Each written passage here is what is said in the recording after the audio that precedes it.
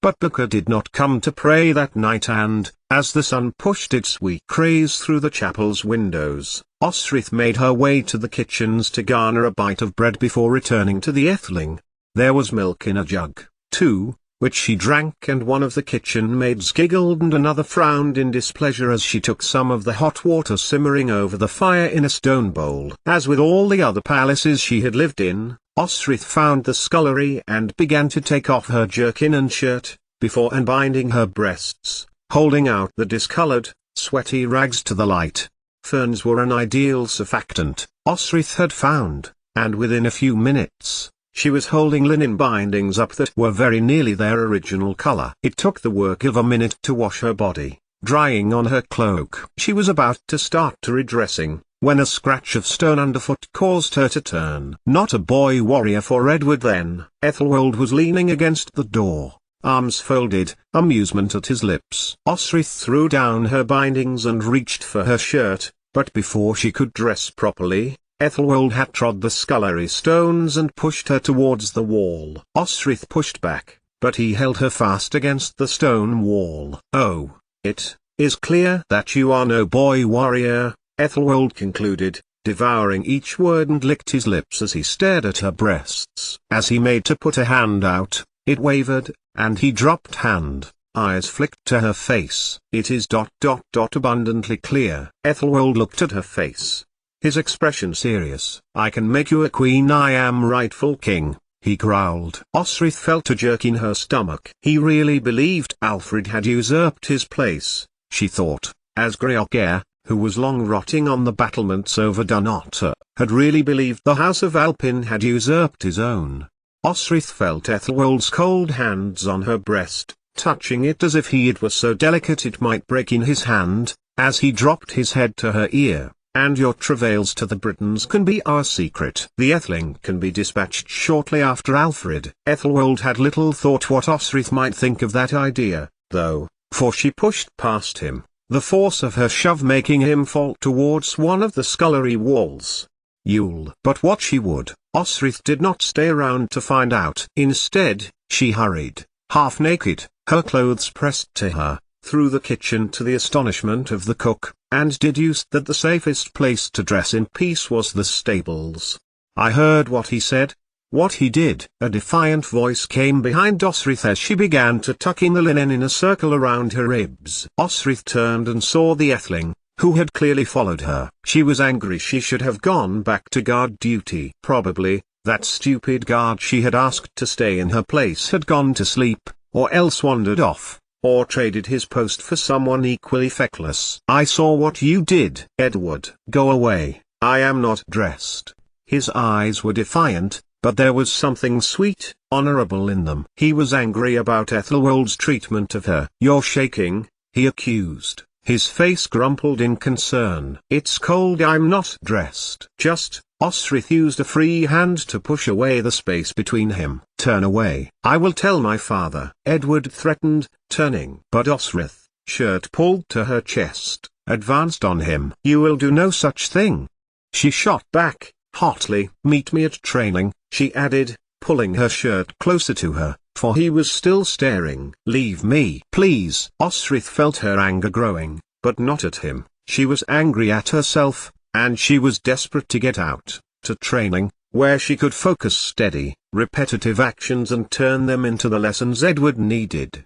Moments later, as the stable door creaked, then creaked shut, Osrith began to bind her breasts again, tightly, aggressively. Why wouldn't that man leave her alone? But training was worse than she imagined. Many people turned up to watch sword training, and there were some of the guards and maids watching as she stood before the Etheling. Amongst them, she could see Ethelwald, who fixed his eyes on her and made his way to one of the stone walls, lounging on it, conspicuously. He leered at Osrith, and threw unhelpful comments at Edward when he made a mistake, only stopping when Steeper advanced to stand beside him.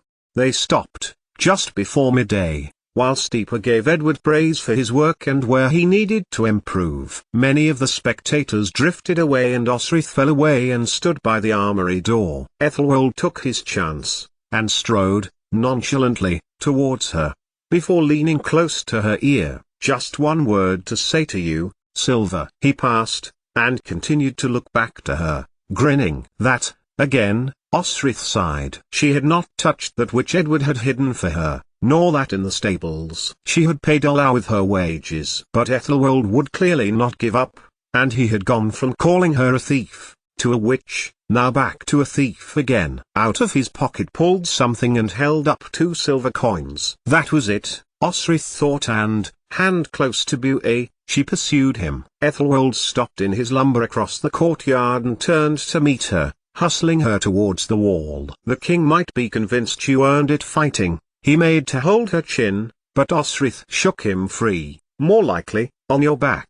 Osrith stepped forward. Ethelwold looked delighted. I knew you would want me, eventually. Out of the corner of her eye Osrith glimpsed Edward, and turned her head to him, warning him off, as the Etheling moved to take up his sword. Instead, Steeper took up his own and was advancing on them both. Osrith smiled at Ethelwold. Thamiatain, Triol H, my lord, she said to him, gazing into his face as if she had said something endearing. Ethelwold was still uncomprehendingly holding his leer, and made to touch her again. But a snort of laughter came from the other side of the courtyard. Osrith glanced as one of Utid's men. Finan was looking at her, his face highly amused. Her brother turned to him, and Finan bent his head. It was Utid's turn to snort. At once, Ethelwold understood she had insulted him and pressed down on her. Osrith ducked under his arm in one swift movement and held Buea close to his chest. Careful,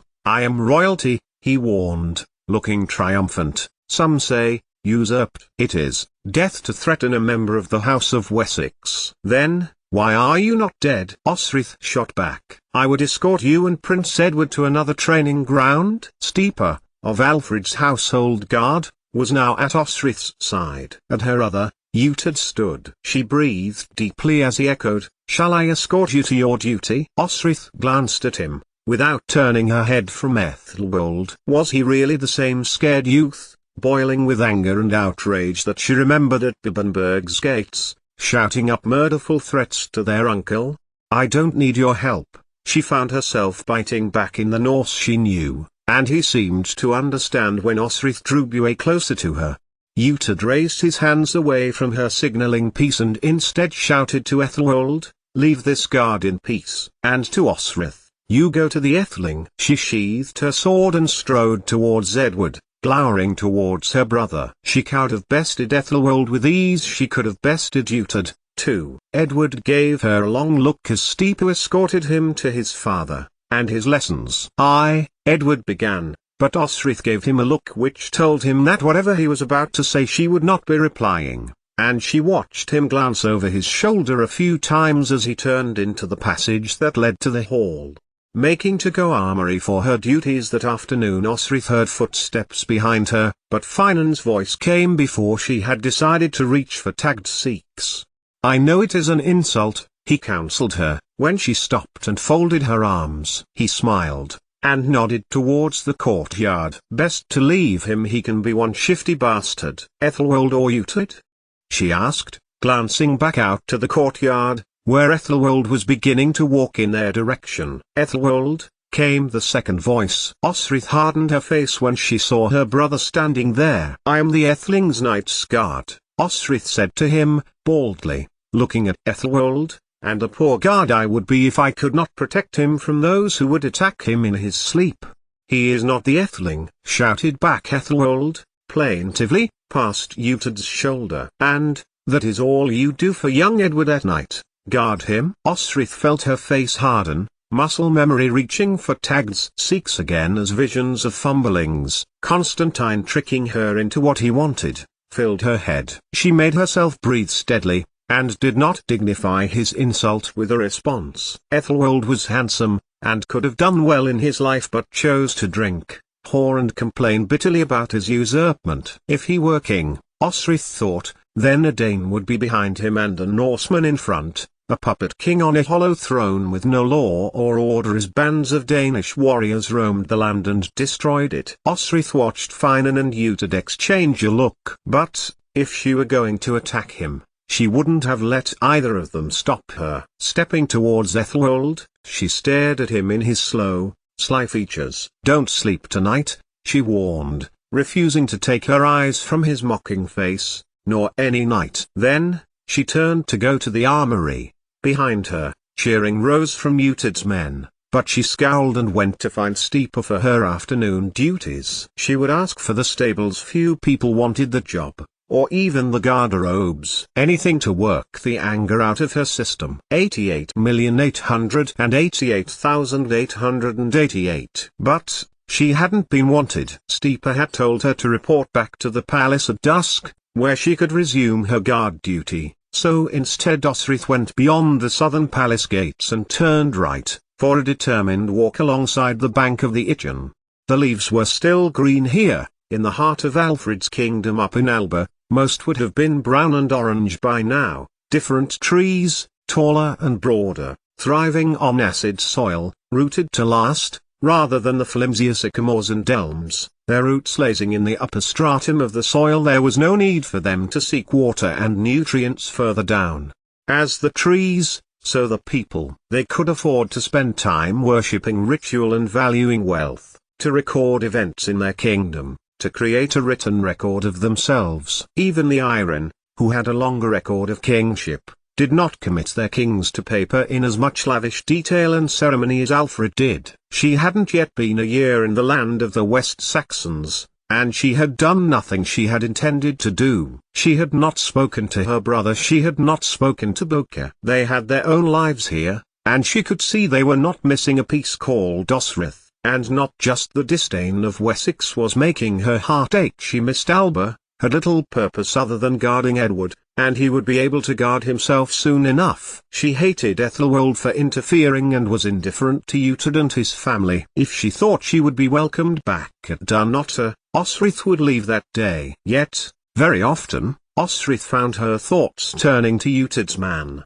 Finan. Osrith found, when she was guarding it was slow and quiet, or would be walking, as she was now, she would be thinking about Irian, about the time she was there, and her mind would wander about where Finan was from, whether he had been living there when she was there, and if so, what he would have been doing. What would it be like if he were beside her, like Domhnall always used to be? Domhnall, who had hated her once, had been as close as she could describe as a friend, a prince of Irian exiled in Alba now. And Finan nan Ulaid reminded Osrith of that man, who may still be in Alba, with his cousins, if the latest reports in the monastery that she had spied just over a week ago was true. Flansinna was winning his war against the Norse, penning them by the sea, making their lives wearingly difficult in a very successful iterative way. So her friend, who had taken her from the sea at the mouth of the Foyle, was likely still at Dunnottar. As she walked, Osrith looked at the river,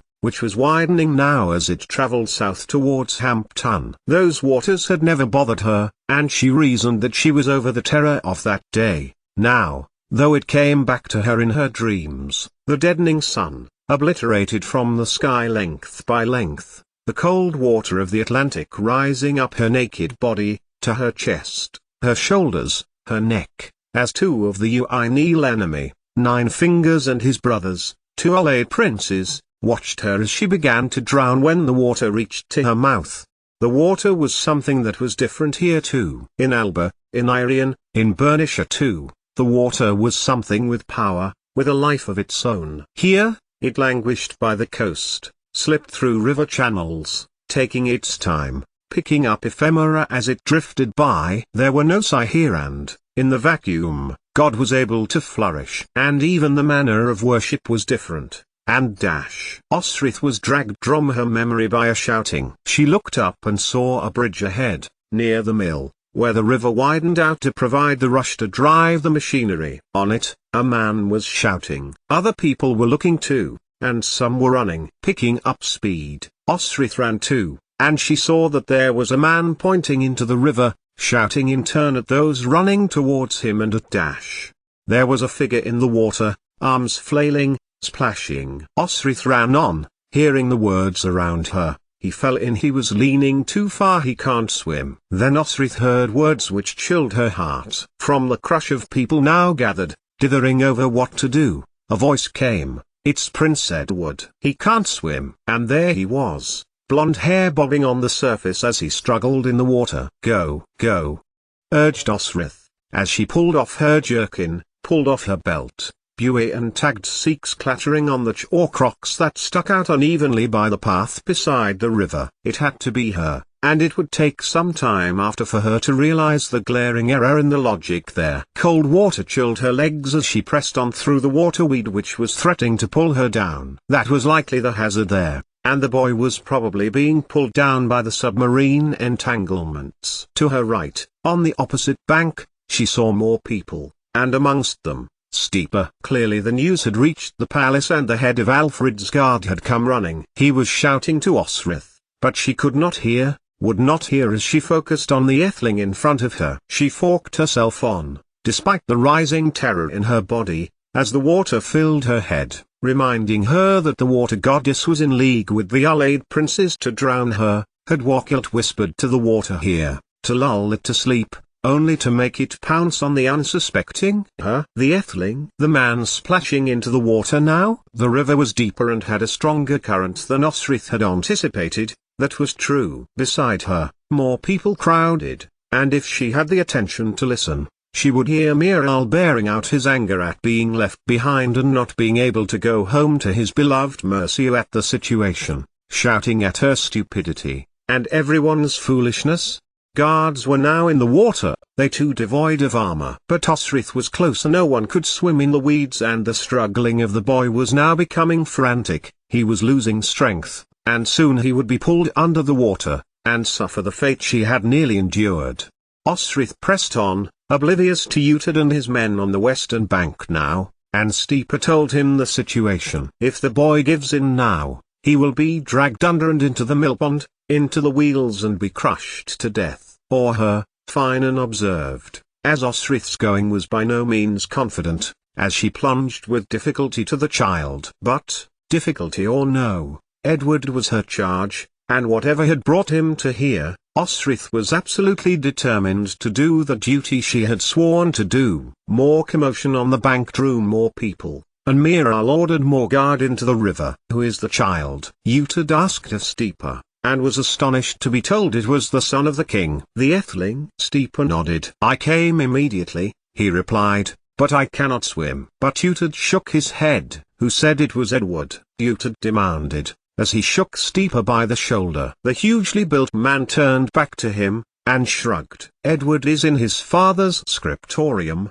with Father Becker going over Latin. It is the Earthling, Steeper replied, stubbornly, but glared at Finan when he took the path of logic. How can Prince Edward be here, drowning, big man, and also learning God's Latin? He can't, Steeper admitted, after a pause, and then pushed past some of the people who had crowded before him, and watched the impossible. The impossible. Osrith was within arm's reach of the Earthling. The boy was slowing his movements now, and it looked like he was in real trouble. He wasn't the only one. What's she doing? Elfrith asked, of Elfgar, who were being held back from entering the water by Miral. What? Don't you remember, in Exancity, when we went to the shore and Miral ordered us all into the river to wash? But no matter what he did, Osrith would not. What? She can't swim, Elfrith concluded, and the word got around to the people around them. She can't swim, Utid repeated. Sweet Mother of God! Finan exclaimed, and it took a moment for Utid to realize what his right-hand man was doing until Soul Stealer was thrown to his feet and Finan had pushed his way into the river too. But Utid had a hand on his shoulder. Why? To right a wrong, long ago. To her? To someone, Finan replied, his voice cracking at the memory. To a child we left to die, cowards that we were. Utid could not bring himself to ask more, as his friend's face, so grave as it was, made him fall back, and he watched Finan attempt to right his wrong, doing far better, it seemed, than Steeper's men, who had entered several minutes before him. The impossible, Osrith thought, as she got to Edward's shoulder. But it was at that point she realized how wrong she was. For the boy who so resembled her charge turned at that moment, giving her a laugh, and began to swim away, as sprightly as a minnow in the river's cold water. but not before pushing her under with a hand to her shoulder. The scream came to her lungs, pushed out, silently, causing bubbles to break on the surface. Though she could not hear it, the bystanders gasped as she disappeared. Those in the river doubled down to moving towards her, for their object had changed in a heartbeat. The boy that was drowning was now swimming with the current beyond the mill, and it was one of their own who was submerged. It was Finan who got to her first and brought her head out of the water. He pulled Osrith onto her back, her eyes closed to the autumn sunlight as she gasped and gurgled the water in her lungs. And, when on the bank, fought those crowding round for more space. It took Miral to set the guard around her for people to start drifting away. The drama over. Edward. She managed, when air had replaced water in her lungs. Lie still. Miral snapped at her, and then he added, the Etheling as well. And, it was only Steeper reminding Finan that she was in the employ of the palace that made him step back and allow her comrades to help her to her feet and get her back to it. It was Sihtric who alerted Utad to the presence of Ethelwold, who had been lurking at the back of the crowd and who had been looking, far too often than could be attributed to coincidence, in the direction the boy feigning drowning had gone. 88,888,888. A girl, a bloody girl. Steeper's outrage was loud enough to bring the cats and dogs out of the thatch over the stables. He had been raging about this for the rest of the afternoon. Utad rolled his eyes as they began to polish the armor. Any day now, and Alfred would be ordering them to London to fight the very brothers Utad had failed to kill in Cumbraland. They had regrouped in Francia and were threatening to choke the Thames, Alfred's trading lifeblood. You mean you didn't know, big man? Finan made to wind up Steeper as was his usual style, but his words felt flat as Alfred's headguard thrust a score of spears at the Irishman. She is female. Why was this a surprise? Miral put in, suggesting Steeper implied it as a slight towards him. Oda knew our guards knew. He nearly said that the Lady Mildred knew, but knew enough and liked his teeth too much to say that in front of Utad. Why is this only a problem in Wessex? 88,888,888. Later that day, Miral got his heart's desire, permission to march to meet his lord and move to the Merson household guard, Elfgar II. With several of Lord Ethelred's men left behind in Winchester for the wedding and were needed at Aylesbury for training. There was going to be an offensive on London, and reclaim it, ostensibly for Mercia, but in practicality, for a so-called Wessex-Mercia Union. But for Osrith, her days since trying to rescue Edward were almost artificially quiet, and she was almost relieved when Steeper summoned her to the king's presence. I will get straight to the point, King Alfred said, his voice quieter than Osrith remembered. Beside him, Lady Elswith, with a strange, awkward look on her face. You have the rest of the day to get affairs in order. Is my work poor, Lord King? She saw Alfred start at her directness, and Elswith was glaring at her. The Etheling is to be tutored, and Steeper can manage his sword training. Like your Scottish lord, Edward is also grown. He gave her an odd look, and it struck Osrith that he appeared so unlike the Alfred she had seen daily, commanding and organizing. Almost apologetic. You have worked well with my son, and I am pleased with your service. The finality of his sentence might have stilled most people, but Osrith was nothing if not hot-headed at an injustice. Then why?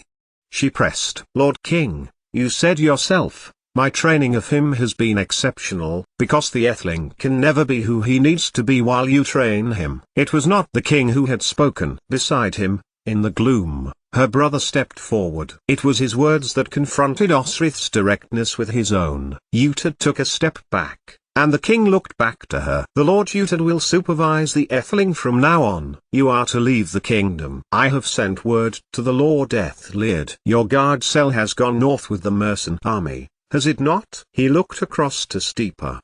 His usually impassive face was one of silent fury, directed entirely at Osrith. Indeed, my lord, Steeper replied, slowly. Miral had taken the men Oda had in his army, and his commander, Aldhelm, had accepted their pledges to Lord Ethelred. You should be pleased, went on her brother. You have a place in an army, which will keep you pleased. Why was she to be pleased? She wished to be in Wessex, and the king was sending her north, and her brother was trying to sell it that it was in her interests. Damn it, she wished she had found more of his silver to steal. Is that not so? Utad pressed. Osrith glared at him, wishing she had not had to place Buey and tagged Sikhs into Steep as temporary safekeeping for, brother or no, she would have run him through right there.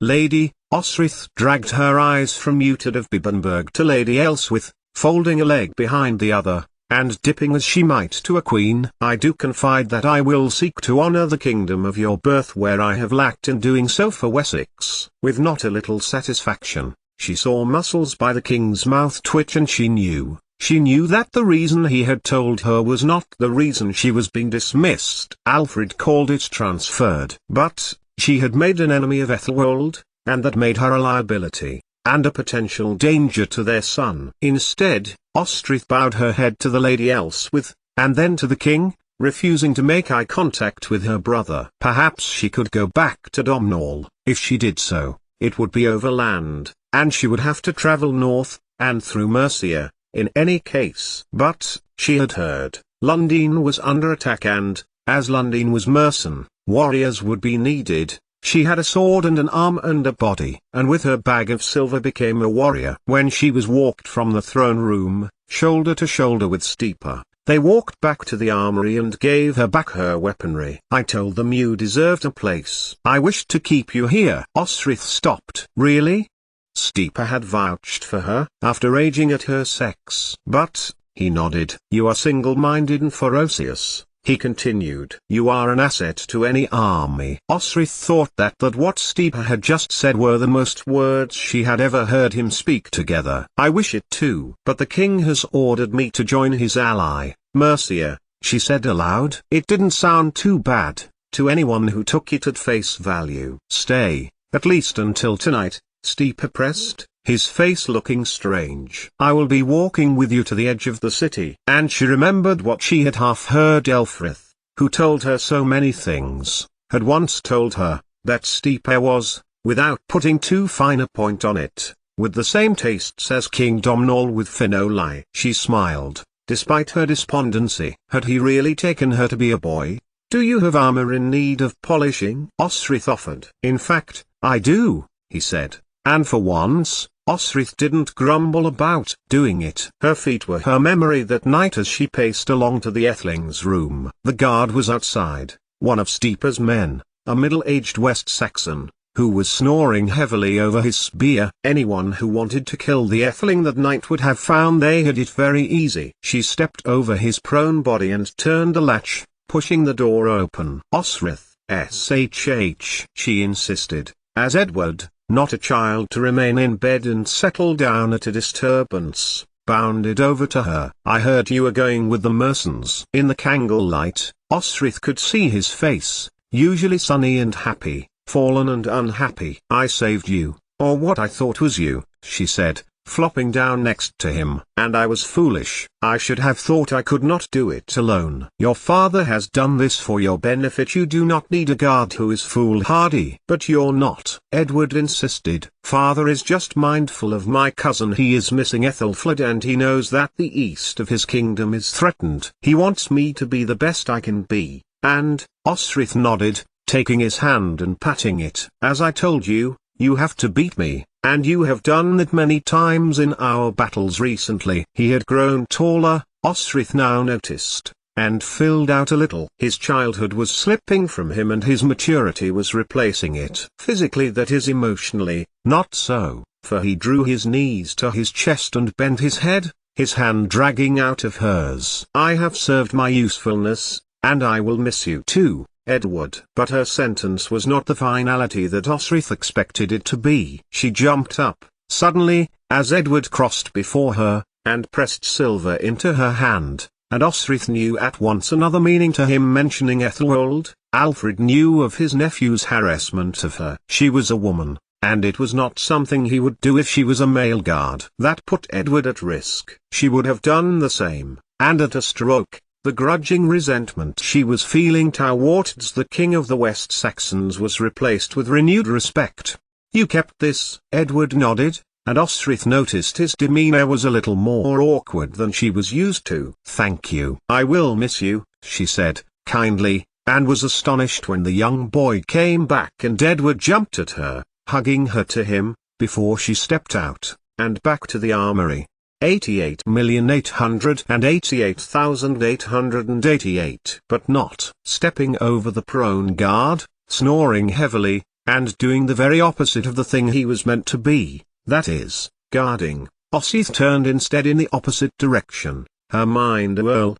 It was Alfred's scriptorium she went to. If Steepo was expelling her from Wessex, she needed a plan, and one plan may have to include Alba. It did not take her long to discover that Domnall was still king, that Constantine was with him, and that Alba was strengthening its kingdoms. Unsurprisingly, Domnall's rogue kingdom was still Strathclyde, but Osric was astonished to find that Eochaid had died and his son, Dyfnwell, was now king. If Domnall had any sense, he will have had this cousin submit to him at Dund, Osric thought. But she could not go back. Her only thoughts now was that she could head north, to Mercia, to Lord Ethliard, who claimed independence of Alfred. Whatever Alfred thought, he had accession to the army. Miral knew she could fight, at least, if not swim.